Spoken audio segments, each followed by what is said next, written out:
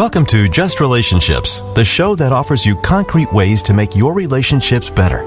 Whether it's your boss, your spouse, your children, or your friends, the quality of your relationships in life directly affects how you feel about yourself and the success you achieve.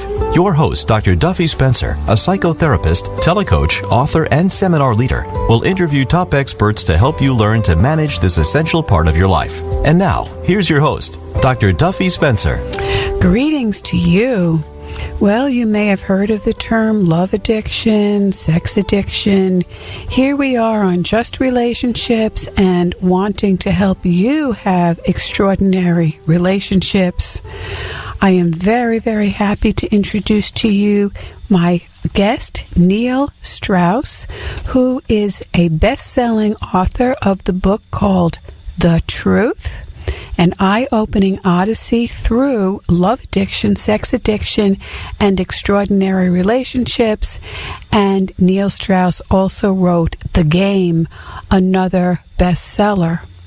So welcome, Neil. You're very controversial, and you say things that need to be said that most people never say. And as a society, are we doing relationships all wrong?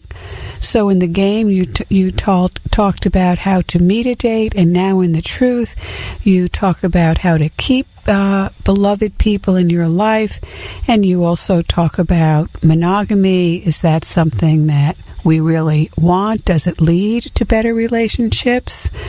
How do you keep passion and romance alive in relationships?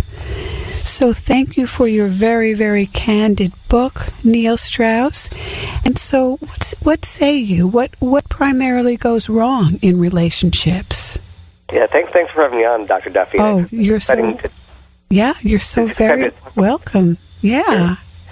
And yeah, it's exciting to talk about this with you because I know your background and the things that you study and teach. So I think we're aligned. And so I think so.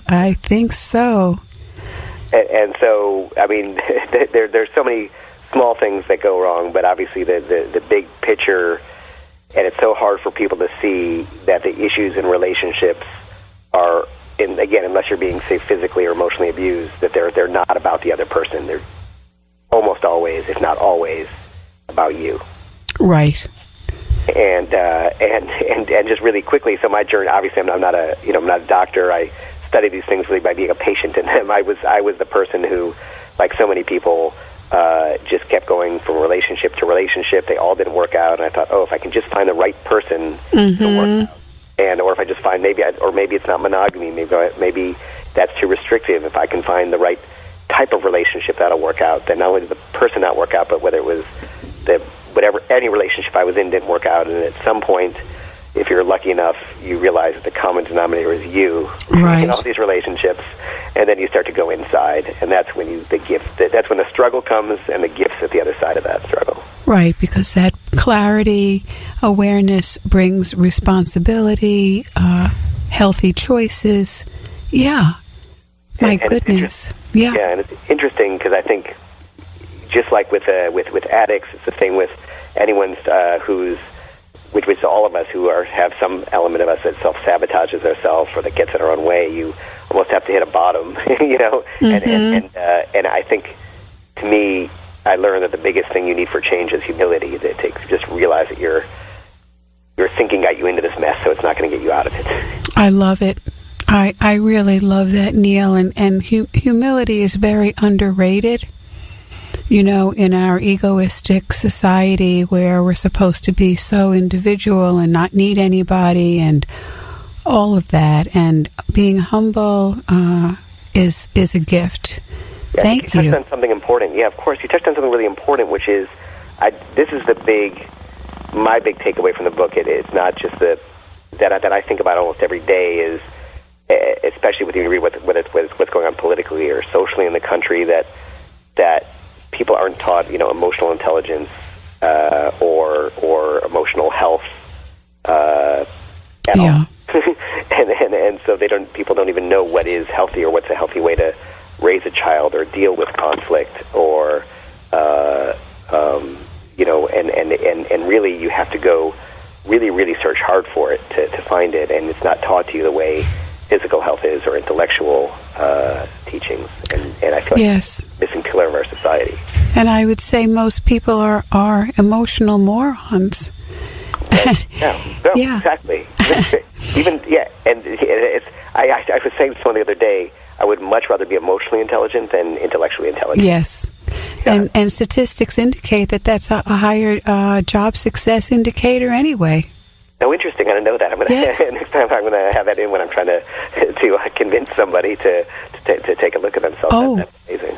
Absolutely. And the whole idea of repressing emotions and telling children not to cry when they're hurt, it's rather odd, isn't it? I mean, nature equips us with salt tears to help heal pain, and it's part of the healing process, and yet people's feelings are repressed from the get-go.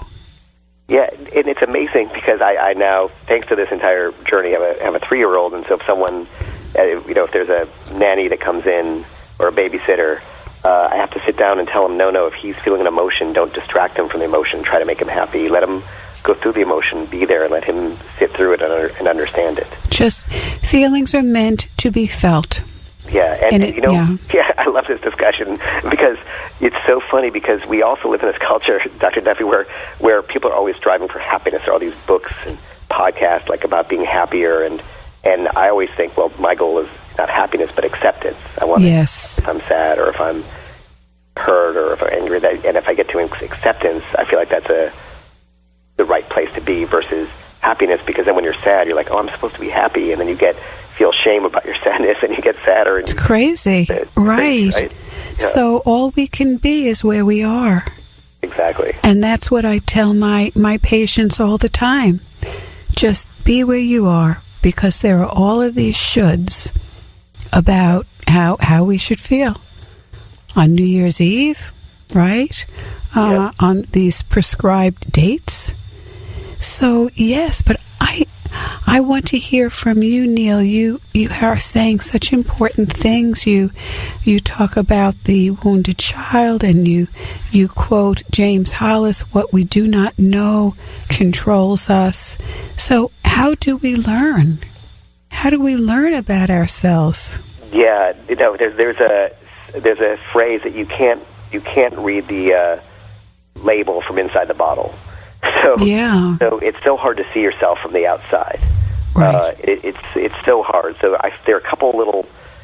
I think one of the purposes of life is you're dealt a certain amount of baggage in your childhood or your first 17 years, let's say. Right. And can you make it through this life and divest yourself of as much of that baggage as possible and really become yourself?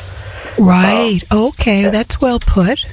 Divest yourself of the baggage that you're born with, and there's a lot of genetic that you're given almost when you're in the early years. You might not be born with that baggage. You're born pretty well. Yes. Then it's handed off to you because whatever your father is emotionally disconnected, or he's angry, and you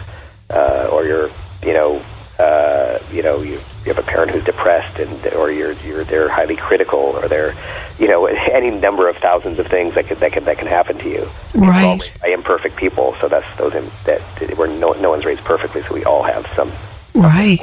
And it certainly is a big bulk of the environmental piece, and there's also the genetic piece, and there's the predisposition, and recent studies are even indicating that we have a happiness set point. Now, interesting. Yeah, I didn't know that. yeah, and where that comes from in life, you could say it comes from infancy, or you could say we're born with a certain genetic happiness set point, and even studies around winning the lottery and things that are supposed to make us super happy. Over time, people go back to their genetic happiness set point, no matter what the externals. Sorry, I was going to tell you this, Dr. Duffy, which on this journey, and again, I'm the kind of person, if someone tells me something, I'll go find the first-hand source and speak them and verify it. So I talked to a geneticist named Hossie Wallum who discovered, or was one of the part of a team that discovered the gene that codes for monogamy. Oh. so I'll talk about that in a second. But he told me something, which is very interesting, which is there's nothing that's purely genetic in our behavior. There's nothing. We have the predispositions you're talking about, right? But something in the environment turns it on or off, even if it's sociopathy, right, or like you were saying, happiness or intelligence. There are things in the environment that switch it on or off, right? And you said you always have the ability to change it. It just is harder the older you get. Right. Yeah, harder the older you get. Yeah. Yes, absolutely. Exactly, because you're really just reinforcing. We have this amazing way of reinforcing patterns. Like if somebody, right. I love this topic and this discussion. So I love what you do. Yeah. But for example, somebody, let's just say in childhood, one of their parents abandons the family, or even sometimes it can happen that parent passes away and a child's so young that they take that personally. So if maybe a parent leaves you, a parent's critical, a parent's not loving, so you have this belief that you're not lovable. Right. Go out and you get into a relationship with the belief I'm not lovable, right? And then you maybe become insecure and jealous and needy and are always making them prove it, and it's never enough for them. Yep. It's so needy that they eventually leave you, and you see that proves it. That proves I'm not lovable. I know. You're right. Around reinforcing the same belief. The self-fulfilling prophecy. Yeah, exactly. and so it really, really takes some very conscious and very tough work to start to change those patterns. But when you do, everything shifts. Everything. So tell us, what have you learned in all of your excellent research of your own life and your own honesty, self-honesty? There's so much, but I'll tell you what, I'll talk with you about something that I haven't talked about on any other interviews, and even I've done a number, because maybe it's one of the things I learned that I find that is very hard for people, and so many people need to do it, is, for probably 1,000 lessons I learned, and they all have to do with the same thing, which is it's almost, if you think of your brain as a piece of software, you're born with the hardware. Mm-hmm. Software is programmed in those early years, especially the first 3, 4, 5, 6 years, but of course going up to 17 and older. So it's all programmed, and then I think so that I'd say it all comes from that stem. But there's one little branch of that I think is interesting to talk about, or that I'd love to get your opinion on as well, which is what I find is for people who are doing the work on healing, whether it's to improve themselves, their relationships, their limiting beliefs, their negative thought patterns, their self-esteem, there's often a big problem, which is that they're still in that toxic relationship with their parents. And that even as if they could be 30 or 40 or 50, and they're still doing the phone calls with the parents, and the parent, let's say just an example, that it's a parent who's always over-worried that everything's going to go wrong. My personal case is what held me back in relationships was enmeshment.